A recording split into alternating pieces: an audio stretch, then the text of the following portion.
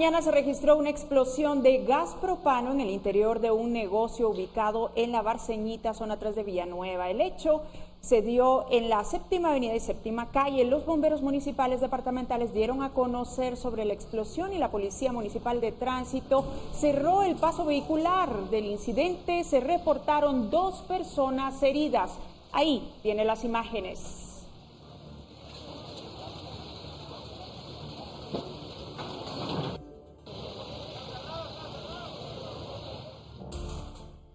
La edición dominical de Noticiero Guatevisión. Nos da mucho gusto acompañarles a esta hora con las noticias más importantes del fin de semana. Ticalia Parada nos acompaña en la interpretación de lengua de señas. Soy Alejandra Álvarez. Vamos entonces a nuestros titulares. Comenzamos.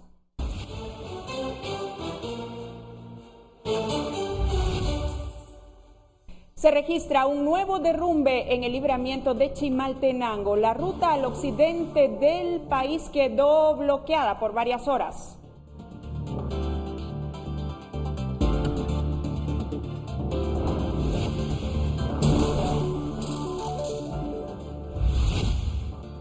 Se registran aglomeraciones en la salida de pasajeros del Aeropuerto Internacional Aurora. Las personas no respetan el distanciamiento social en el lugar.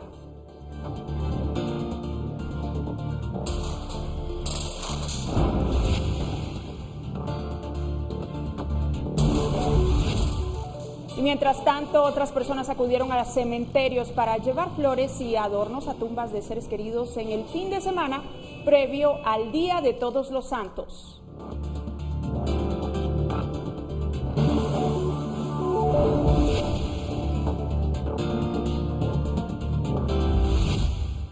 En el reportaje presentamos testimonios de médicos que cuentan cómo se organizan para atender a pacientes con otras enfermedades durante la pandemia.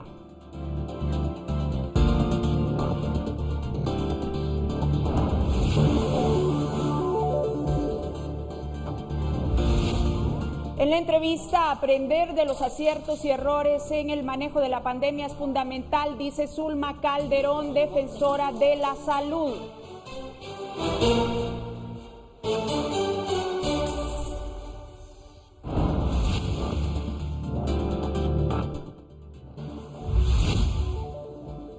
Y unos 55 millones de estadounidenses votan por anticipado, entre ellos el presidente Donald Trump, a 10 días de las elecciones.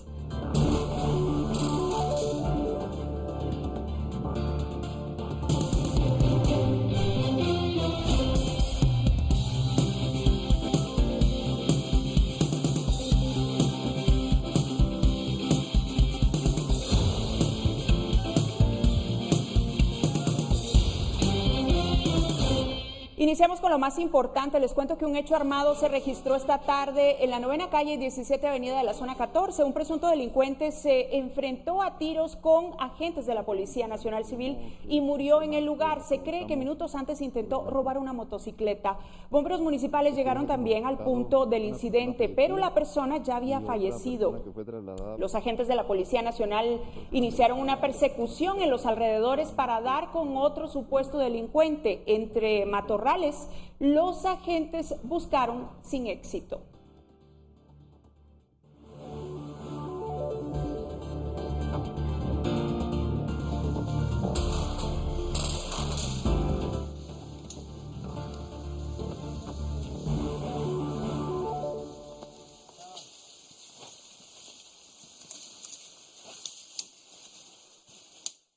Y esto es lo que se observó este fin de semana en el Aeropuerto Internacional Aurora. Decenas de personas aglomeradas en la salida de pasajeros, sin distanciamiento social, a poco más de un mes de haber reiniciado operaciones la terminal aérea. Los operadores de turismo ya se han pronunciado sobre el tema, pues la falta de controles expone a los pasajeros, quienes deben pasar una serie de controles para ingresar al país, pero al estar en el aeropuerto las medidas no se cumplen. Este video fue compartido durante el día sábado por una persona que cada semana recibe a viajeros y observa la misma situación. Ahí lo tiene.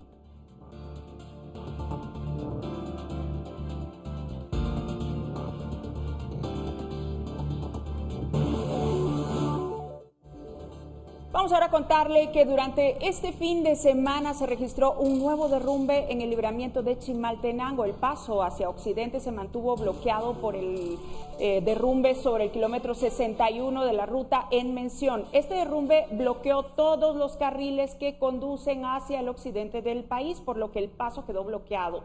Elementos de Provial habilitaron un doble carril para permitir el paso de los vehículos y cuyos conductores deseaban dirigirse hacia el occidente. Recordemos que el pasado 11 de octubre un grupo de jóvenes manifestaron con salvavidas y pelotas de playa debido a las constantes inundaciones en el sector y también a los trabajos mal hechos durante la gestión pasada del exministro de Comunicaciones José Luis Benito Ruiz, quien se encuentra, por cierto, prófugo de la justicia por una orden de detención en su contra por lavado de dinero.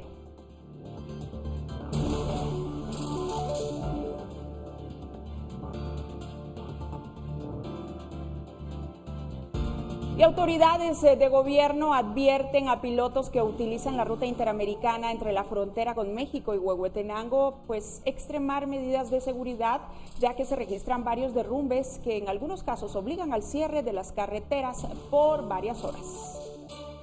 Grandes rocas se desprendieron de las montañas en el kilómetro 392 en Chancón, Colotenango, Huehuetenango. Imágenes captadas por pilotos que viajaban en ruta a la frontera evidencian lo frágil del suelo en esta región. Las piedras destruyeron un furgón mientras 2 viviendas están en riesgo. La zona es peligrosa por la saturación de agua en el suelo, que combinado con cortes verticales en las montañas hacen complicado ese viaje. Tienen varios derrumbes en la ruta interamericana hacia la Mesía. Han sido y están trabajando a través del Covial y también a través de la zona vial número 6 de Caminos con el apoyo de las municipalidades de Huehuetenango. Es recomendable en este momento tomar todas las precauciones. Aunque no hay presupuesto para atender estas emergencias, se coordinó con los alcaldes y personal de la zona vial 6 de Caminos para mantener maquinaria permanente en el área. Las coordinaciones necesarias a través de la Seconred, a través de la zona vial de Caminos también y con las municipalidades para poder tratar de hacer algunas medidas de mitigación inmediatas y dentro de los contratos de mantenimiento que tiene que realizar Covial también se les ha sugerido que puedan trabajar el mantenimiento de estas rutas para tener medidas de mitigación. En las últimas semanas ya suman más de 20 derrumbes entre el kilómetro 298 al kilómetro 320, derivado del invierno. Las complicaciones en la carretera interamericana. Para Noticiero Guatevisión reporta Mike Castillo. Ahora les cuento que en el mercado central los vendedores de verduras están a la espera de que los guatemaltecos lleguen a comprar el producto para la preparación del tradicional fiambre. Sin embargo, reportan que a diferencia de años anteriores, para esta fecha ya habían surtido hasta el triple de verduras, pero ahora han tenido una gran disminución y que aunque hay producto que mantiene sus precios como la zanahoria, hay otros que han tenido alza, que a partir de mañana podrían registrarse más precios altos, pues sus proveedores han comenzado a incrementarlos. Algunos consumidores reportan el alza en los precios de varios productos.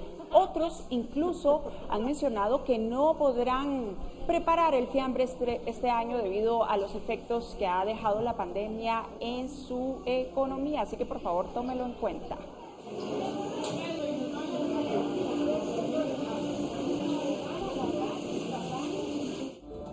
Y como antesala al Día de Todos los Santos en el país y ante el cierre de los cementerios, en una semana decenas de personas comenzaron a llegar a hacer fila para ingresar y dejar flores a sus seres queridos.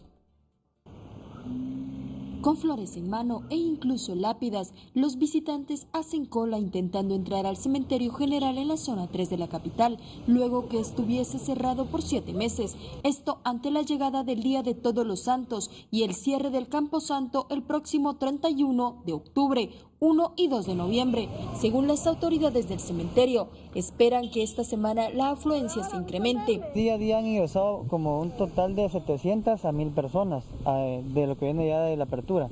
Ahora se espera una afluencia aproximada de 1000 a 1200 diarios de aquí para el 30 de octubre. Según el color del semáforo epidemiológico en el que se encuentra el municipio, cada cementerio tiene un límite de aforo que se debe cumplir. En este caso, el de la zona 3 tiene permitido el ingreso de 75 personas, quienes solo pueden estar media hora adentro, algo que, a diferencia de otros años, hace que las calles luzcan vacías. Y con la presencia de agentes de la PNC, así como bomberos voluntarios y socorristas de la Cruz Roja, que hacen recorridos para brindar auxilio si alguien lo requiere, se han habilitado ya los camposantos. He visto pues que en otros años ha habido bastante gente y ahorita no, ¿verdad? Entonces se mira la diferencia. Bastante silencio, ¿verdad, señor? Ahí sí que aguantándonos con todo el corazón, ¿verdad? Porque da tristeza no venir a enflorar a nuestros seres queridos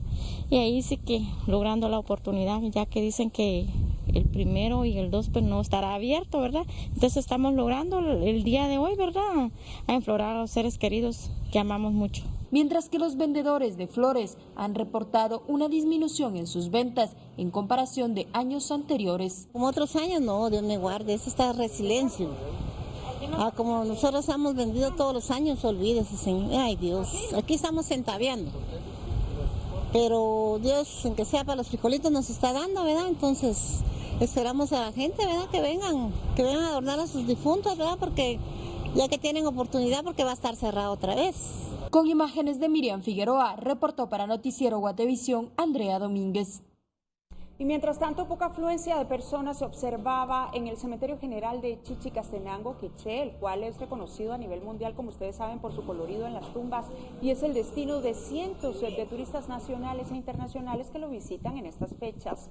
El colorido de los trajes tradicionales de los pobladores de Chichicastenango y también de las tumbas no se observó este año.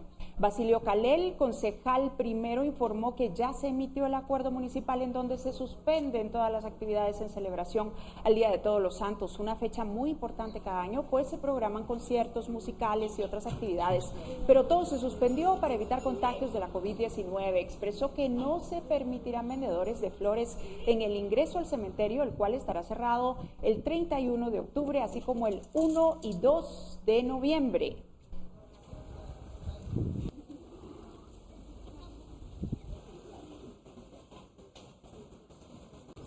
Y vamos ahora a la cabecera departamental de Quetzaltenango. El cementerio general municipal ha estado cerrado por 7 meses. Las tumbas se observan sin flores y la grama creció varios centímetros. Por ahora, los empleados municipales se encargan de darle mantenimiento al lugar. Para el Día de Todos los Santos, el cierre continuará y será atípico, ya que en el 2019 se tuvo 150,000 visitas. En algunos municipios cercanos a la cabecera departamental de Quetzaltenango la situación es diferente porque se ha permitido la visita en los camposantos, pero el 1 de noviembre también estarán cerrados.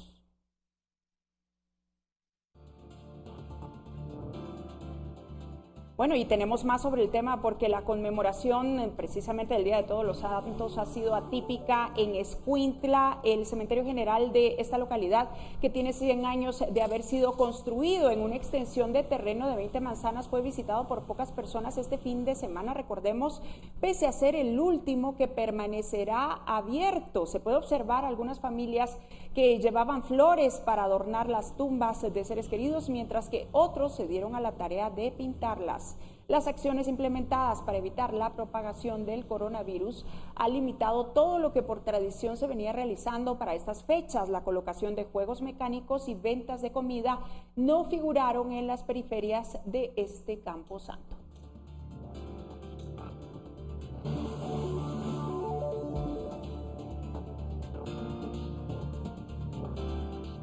Vamos ahora a pasar a la actualización de datos sobre COVID-19 en el país. Les cuento que el Ministerio de Salud Pública reportó este domingo otros 155 casos nuevos de coronavirus para hacer un total acumulado de 104,787 desde el inicio de la pandemia.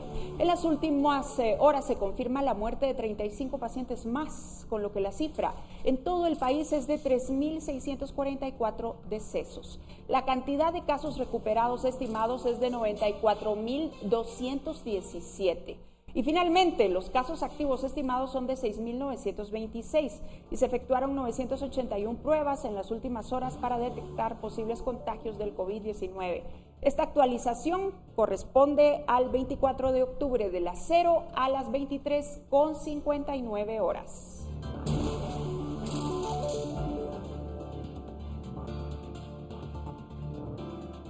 Y vea usted este dato interesante. Actualmente Guatemala está reportando entre 600 y 700 casos de coronavirus al día, algo que está causando una meseta prolongada desde hace semanas y que nuevamente hace ver la falta de más pruebas en el país, según señala uno de los representantes del laboratorio de datos, que además insiste en el subregistro de fallecidos, es decir, que se mantiene. Veamos. La plataforma Laboratorio de Datos, que ha recopilado, procesado y analizado el comportamiento del coronavirus en el país basado con datos oficiales, ha señalado que ahora se tiene un gran peligro en la cantidad de casos que se registran día a día, pues de agosto a la fecha contabilizan más de 600 casos diarios, algo que se ha convertido en una meseta prolongada. Pasamos de 0 a tener 1.200 casos diarios, que fue durante el pico. En esta ocasión, si nosotros esperamos un repunte de casos a partir del otro mes, por ejemplo, no va a ser sobre una base de 0, sino va a ser sobre una base de 600 casos diarios. Entonces, es posible que este segundo repunte, esta segunda ola, venga con más fuerza que la primera si no se toman medidas adicionales. Estar en meseta por meses es una muy mala noticia, porque esto significa que por meses no hemos sido capaces de controlar la epidemia. Lo que nosotros tenemos que hacer ahorita, el objetivo debería ser esta meseta, ¿verdad? Que los casos están planos, el objetivo debería ser que empezaran a haber un descenso, ¿verdad? Contrario a esto, lo que nosotros hemos visto es un aumento. Según Chávez, hoy en día se registra entre un 15 y hasta un 16% de positividad en las pruebas que se realizan, algo que refleja que existe un subregistro de los casos, pero sobre todo un mal manejo de la epidemia. Siempre que tengamos una positividad arriba del 5 o del 10%, estamos seguros que existe un subregistro, porque esto lo que quiere decir es de que no estamos detectando todos los casos positivos, aunque puede que ahorita hayan 1.500 casos positivos cada día, pero por la cantidad de pruebas que estamos realizando solo detectamos 700 o 600, ¿verdad? Y los fines de semana esta cantidad de pruebas todavía cae aún más. Además, advierten que hasta el 30 de septiembre el RENAP contabilizaba 5.982 defunciones por COVID-19, mientras que el Ministerio de Salud hasta ese día reportaba 3.427 muertos. Esto nos suma un exceso de mortalidad de 10.586 muertes más que las que podríamos esperar entre las semanas 21 y 39, que es entre junio y finales de septiembre, ¿verdad? Para mayores de 40 años. De estas, pues definitivamente no todas, ¿verdad? Tienen diagnóstico COVID, ¿verdad? Pero sí nosotros identificamos cerca de 6.000 registros en el RENAP que sí mencionan COVID. Por su parte, el Ministerio de Salud señaló que todos los fallecidos que las unidades reportan a la cartera por COVID tienen confirmación de laboratorio, mientras que el RENAP inscribe en las actas de defunción los casos sospechosos como COVID. Con imágenes de Miriam Figueroa, reportó para Noticiero Guatevisión, Andrea Domínguez. Y les cuento que la Coordinadora Nacional para la Reducción de Desastres reportó que de mayo a octubre de 2020 la temporada de lluvia ha dejado 1.527.782 personas afectadas. Las instituciones que conforman el sistema Conred han atendido 972 incidentes en la actual temporada. Entre los registros acumulados también reportan 9.448 personas en riesgo y más de 10.000 han sido evacuadas. También 21 personas han muerto como consecuencia en lo que va del año. Este fin de semana se registraron inundaciones y deslaves en varios municipios de Alta Verapaz, dentro de ellos el barrio La Florida en Chisec, donde una inundación afectó varias casas. También en Tactic un derrumbe afectó a los vecinos de Camoncito 2 y Caserío Panzalache, mientras que en Lanquín por las fuertes y constantes lluvias han provocado deslaves e inundaciones, afectando el paso peatonal y complicando el recorrido de los vehículos.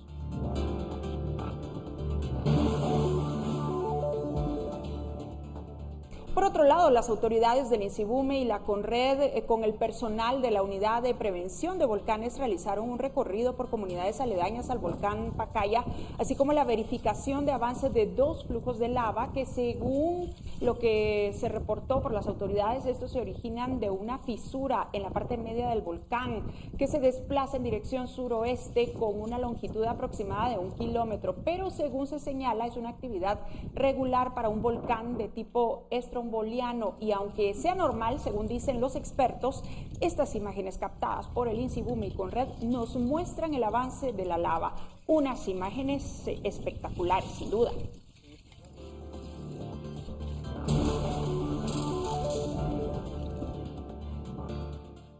Vamos ahora a las noticias internacionales. Les cuento que el presidente del gobierno español, Pedro Sánchez, decretó este domingo un estado de alarma que amparará la aplicación de un toque de queda en todo el país, a excepción de las Islas Canarias, para enfrentar la nueva ola de coronavirus. El gobierno aprobó su aplicación durante 15 días, pero con la intención de pedir al Congreso una prórroga hasta principios de mayo. Dentro de este decreto, el Ejecutivo impondrá un toque de queda nocturno entre las 23 y 6 horas en todo el país, excepto la región mencionada. El anuncio llega en plena segunda ola del COVID-19 en toda Europa y días después de que España superara oficialmente el 1.000.000 de casos diagnosticados desde inicios de la pandemia.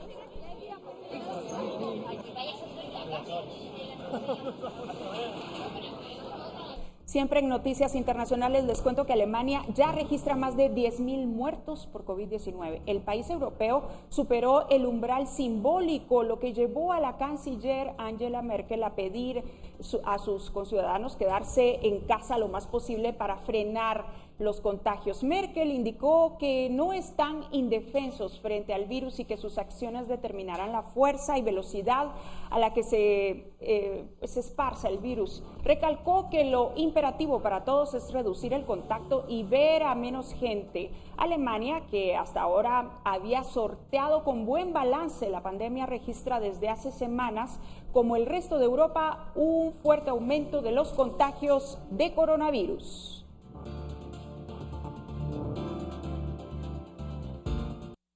Y Colombia supera el 1.000.000 de casos de COVID-19 de acuerdo con el reporte diario ofrecido por el Ministerio de Salud. El país sudamericano registró más de 8.700 nuevos contagios en las últimas 24 horas. El número de muertes se elevó a 30.000. Con 50 millones de habitantes, Colombia es el octavo país en rebasar el 1.000.000 de contagios después de Estados Unidos, India, Brasil, Rusia y Argentina. También se menciona España y Francia. Sin embargo, en número de muertes por 1.000.000 de habitantes, Colombia ocupa el 10º lugar del continente con un promedio de 561 por detrás de Perú y Brasil.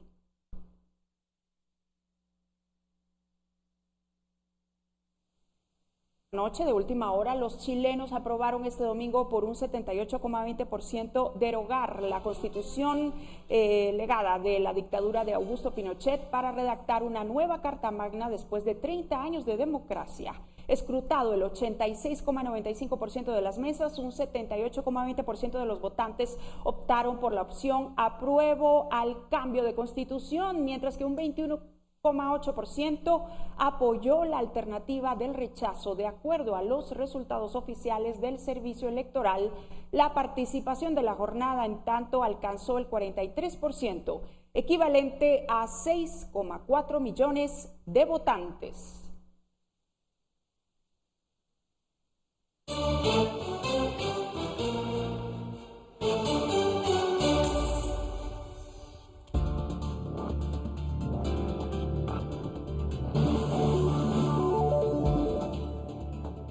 Al volver hacemos un repaso por los datos de la semana y le contamos cuántos casos de abusos a menores reporta el INASIF en lo que va del año.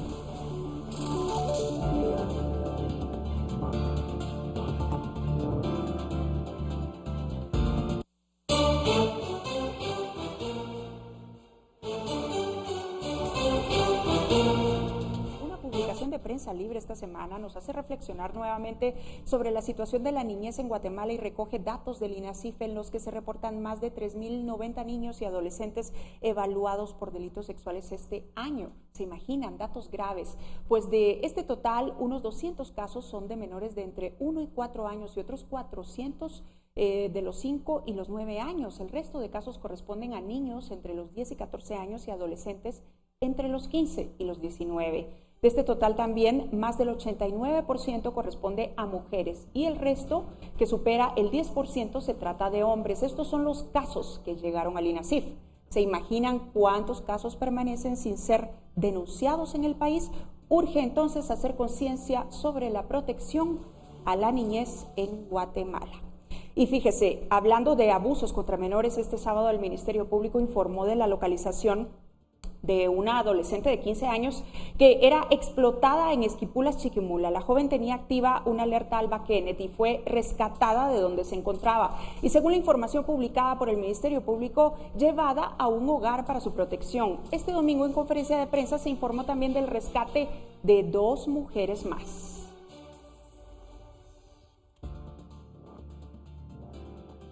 Logramos detener a estas personas. Obviamente se logró el rescate de una menor de edad de 14 años, quien tenía una alerta emitida en el mes de julio del año pasado.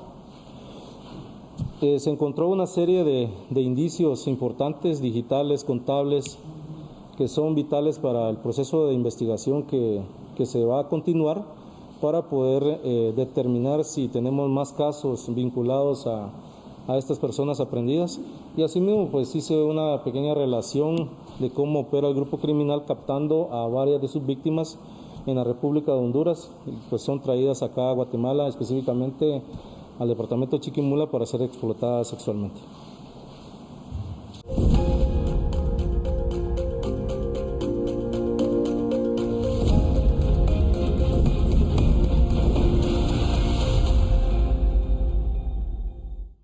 Y seguimos hablando del tema del año, por supuesto el coronavirus. En medio de la pandemia, el personal médico debe organizarse para atender otras enfermedades, pero muchas veces los esfuerzos no son suficientes.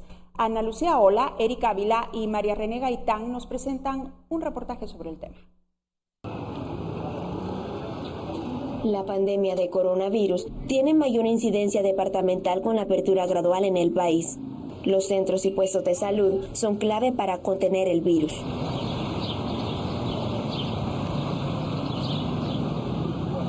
En el municipio de Tecpan, en el departamento de Chimaltenango, varios pobladores viajan a Quetzaltenango para vender sus cultivos. Ambas localidades están en alerta roja, según la última actualización del semáforo epidemiológico, por lo que el riesgo de contagio es mayor.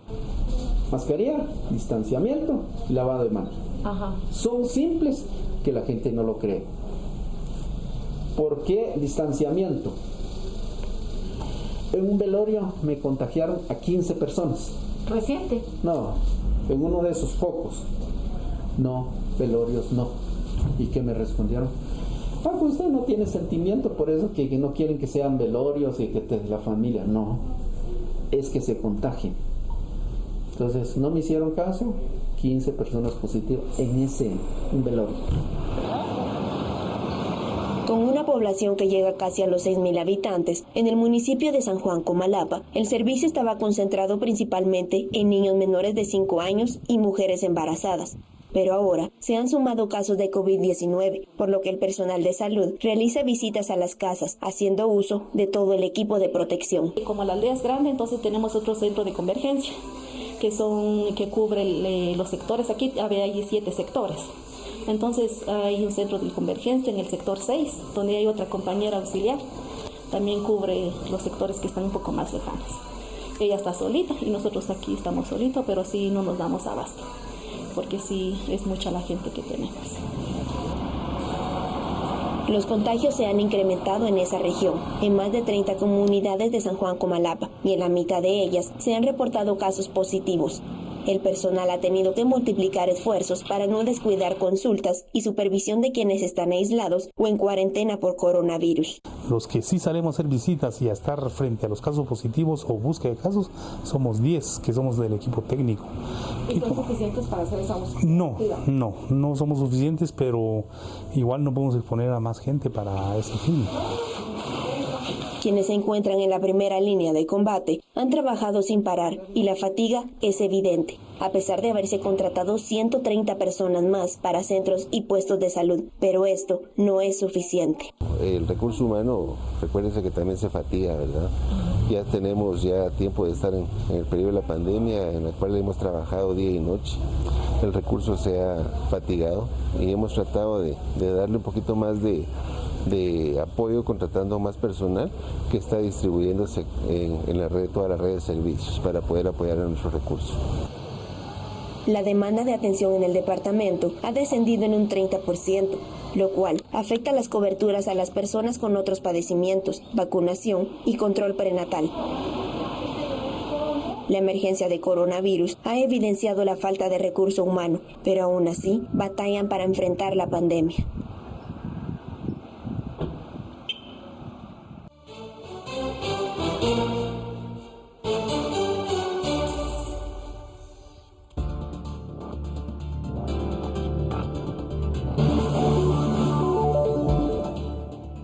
¿Y sabe cuál es el hospital temporal mejor equipado y el que presenta más problemas, según datos de la Procuraduría de los Derechos Humanos? Bueno, se lo contamos cuando regresemos de la pausa.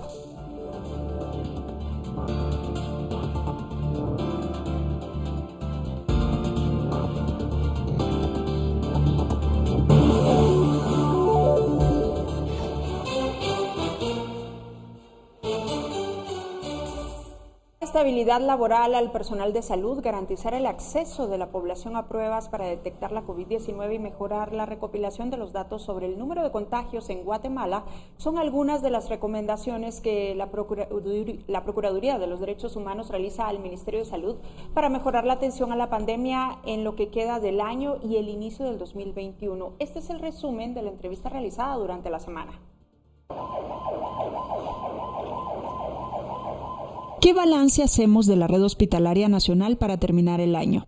Zulma Calderón es defensora de la salud de la Procuraduría de los Derechos Humanos. Hablamos con ella para conocer cuál es el estado de los hospitales nacionales según las verificaciones realizadas y qué prioridades queda por atender. La definiría como una situación compleja, como una situación complicada, como una situación en la cual, a pesar de la cantidad de recursos con que cuenta el Ministerio de Salud, los mismos no han terminado de llegar a la red hospitalaria, es decir, los recursos necesarios no están en los lugares en donde deben estar, no están en función de las necesidades que deben de tener los hospitales para prestar la atención a los pacientes. La definiría también como una situación en la cual impera la incertidumbre, porque a pesar de la fecha en la que estamos, no existen lineamientos claros de lo que va a pasar para el 2021. Según la funcionaria, hay varias debilidades en los hospitales nacionales. De los centros supervisados, únicamente 2 o 3 cuentan con el equipo completo para atención a pacientes de COVID-19. El hospital más completo hasta el momento es el temporal de Quetzaltenango y el que más preocupa por los problemas administrativos que tiene por resolver es el del Parque de la Industria. Se menciona mucho en estas últimas semanas que tenemos, por ejemplo, la disponibilidad de 2,000 camas para la atención de pacientes con coronavirus. Sin embargo, no se hace mención que estas 2,000 camas son parte de las con las que ya se contaba en la red hospitalaria. Sumado a eso también tenemos el tema del desabastecimiento de medicamentos, que ha sido una constante también dentro de la red hospitalaria. El déficit de personal es un problema constante en el sistema de salud, pero la emergencia por coronavirus lo hace más evidente. Garantizar la estabilidad laboral de las personas que prestan sus servicios en el combate a la pandemia es muy importante para seguir con los planes de atención. Esto viene de la mano que hasta el día de hoy no existe claridad de qué va a pasar con este personal que se ha contratado para la atención especializada de estas áreas COVID, recordando que la mayor parte de ellos termina su contrato el 31 de diciembre y que son personas que justamente están bajo estas condiciones, bajo condiciones de contrato, no han sido incorporados a los equipos de trabajo de los hospitales como personal permanente. Esto en el contexto de que no hemos terminado la emergencia en el país. El tema presupuestario debe ser evaluado según cada una de las unidades ejecutoras y prioridades. Hace falta un trabajo articulado en los diferentes niveles de atención para darle su importancia a cada uno.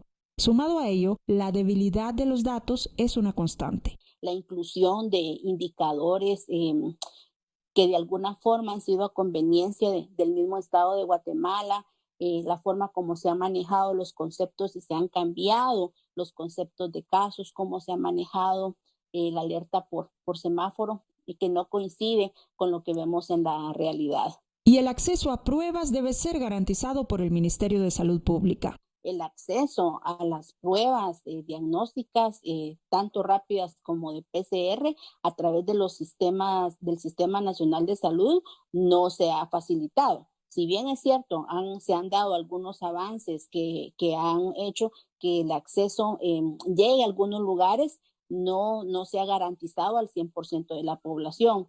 Y esto ha generado que exista una búsqueda, una demanda mucho más abierta en el sistema de salud privado. Para Calderón es importante hacer una evaluación de los aciertos y errores cometidos en la atención a la pandemia para tener una mejor planificación a futuro y dar la atención que los pacientes necesitan.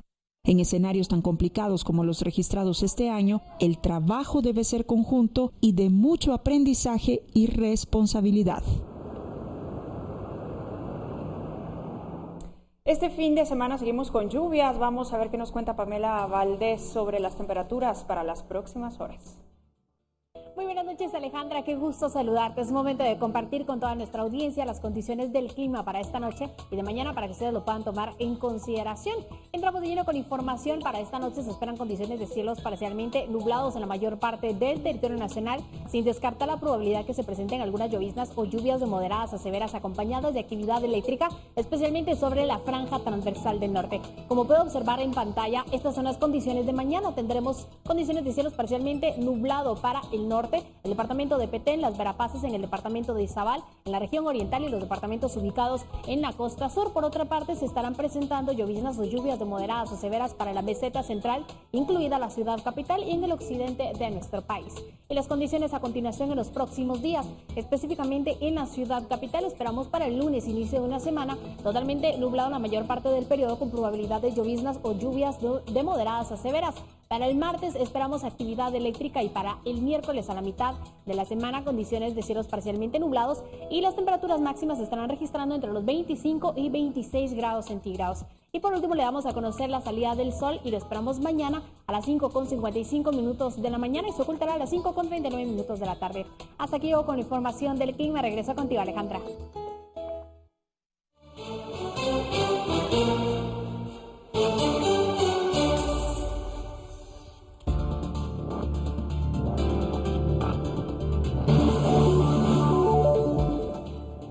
¿Cómo avanza el proceso electoral en Estados Unidos a una semana de las elecciones? Se lo contamos en unos minutos. Siga con nosotros.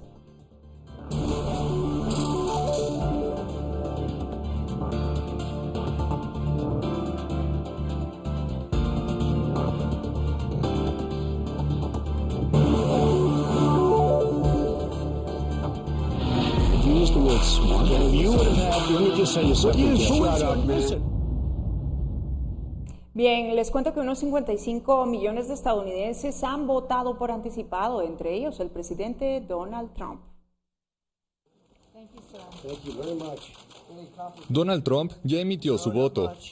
El presidente estadounidense acudió el sábado por la mañana a un centro electoral en West Palm Beach, en el estado de Florida, mientras busca la reelección para un segundo mandato. Luego de votar, Trump dijo que fue una modalidad mucho más segura que cuando se envía la boleta, insistiendo sin dar evidencia en que la votación por correo conduce al fraude. Casi 55 millones de estadounidenses ya han emitido su voto de manera anticipada, en una elección condicionada por la pandemia del nuevo coronavirus. Señor presidente, ¿por quién votó hoy? Voté por un tipo llamado Trump. Muchas gracias a todos. A 10 días de las elecciones, Trump marcha en las encuestas por detrás de su rival demócrata Joe Biden. Los Estados Unidos, les cuento que el secretario de Estado de ese país, Mike Pompeo, felicitó a Guatemala por designar a Hezbollah como organización terrorista. El funcionario estadounidense emitió este sábado un mensaje en su cuenta de Twitter en el que hace mención del tema. Recordemos que el presidente Alejandro Yamatei hizo la declaración hace unos días en la que mencionó que se necesita un marco regulatorio para evitar que dinero producto de lavado sirva para financiar las operaciones de este tipo de grupos que ya tienen presencia en América Latina. These are important questions that the world is entitled to know the answer to, and the Chinese Communist Party continues to break the most fundamental commitments they made to the world. Bueno, cambiamos ahora de información. Tenemos los deportes y el resumen de la Vuelta Ciclística. El resumen de esta jornada de la Vuelta Ciclística a Guatemala es presentado por Farmacias Cruz Verde. Donde pasa la vuelta, hay una Cruz Verde.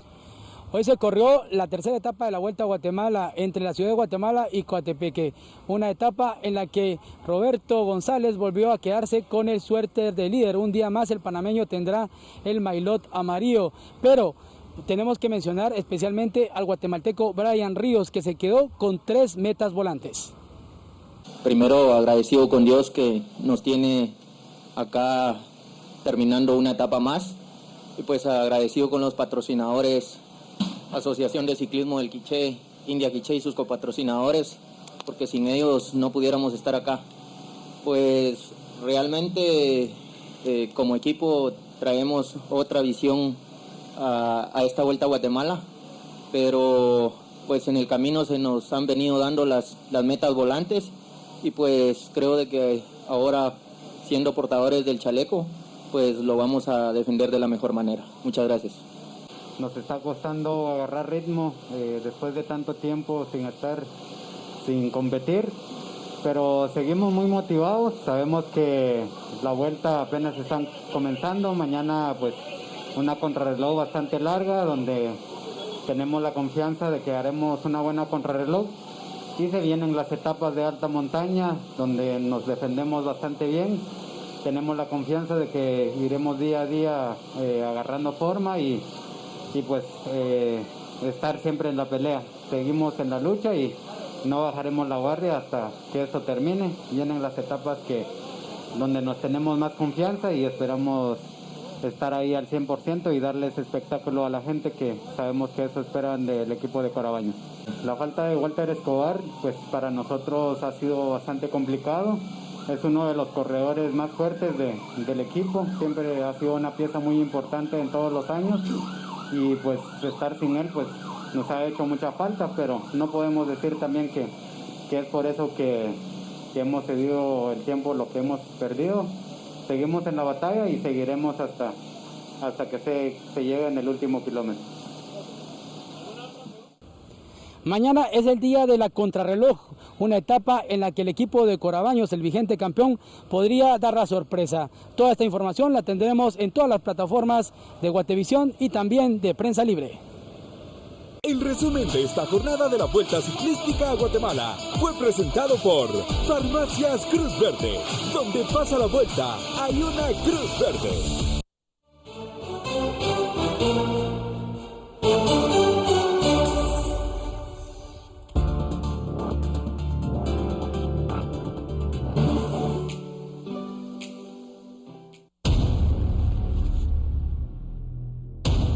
Bueno, en información de última hora le damos a conocer que en el kilómetro 193 de la ruta entre Retaluleu y Quetzaltenango, cuerpos de socorro informan que 5 personas fallecieron al ser atropelladas por un pick-up que también dejó a 9 heridos de gravedad. Estas son las imágenes que están compartiendo los cuerpos de socorro. Repito, información de última hora, un accidente de tránsito que deja fallecidos y heridos en la ruta hacia Retaluleu. Tómenlo en cuenta.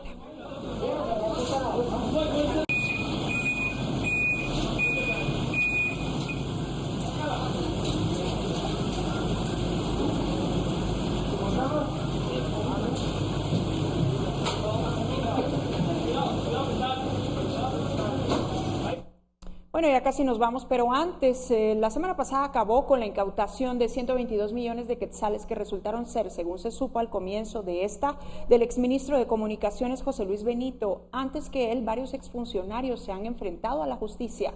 En la siguiente nota hacemos un recuento por esta lista de la infamia. El martes último fue girada una orden de captura en contra del exfuncionario por el delito de lavado de dinero. La Fiscalía informó que a raíz de los indicios y relación a los 122 millones de quetzales incautados durante allanamientos en Antigua Guatemala, Zacatepeques, nosotros vamos a proponer una iniciativa para que haya una excepción a la ley de extinción de dominio, en este caso particular, y que esos recursos puedan ser destinados a la vacuna del COVID-19 o al combate directo a la desnutrición. Esos 122 millones de quetzales, así como cualquier otro bien que le haya sido incautado a alguien que haya cometido algún crimen, algún delito y que no puede demostrar su origen, vienen a parar aquí, a la Secretaría Nacional de Extinción de Bienes de Dominio.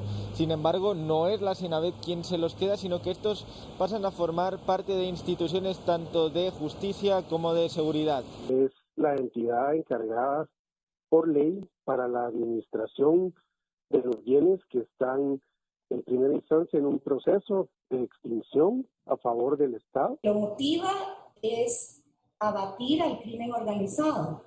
La finalidad de los delincuentes es adquirir bienes a través de la comisión de actos ilícitos. La ley de extinción de dominio, aprobada en 2010, establece un destino específico para aquellos bienes incautados. El 40% corresponde a las entidades que participaron en los operativos de embargo. Otro 40% se destina a mantener bienes que han sido ya incautados en su momento durante otros operativos. Y el 20% restante se utiliza para el pago de indemnizaciones. Con lo cual, no cualquier institución puede beneficiarse de esos bienes. Lo que se busca es venderlas y con ese dinero, pues obviamente, fortalecer las unidades de investigación y el sistema de justicia para seguir combatiendo la criminalidad y el... Bueno, es momento de despedirnos. Muchísimas gracias por su sintonía. Les dejamos con las imágenes de los fotoperiodistas de Prensa Libre, imágenes de la semana. Buenas noches, que descansen.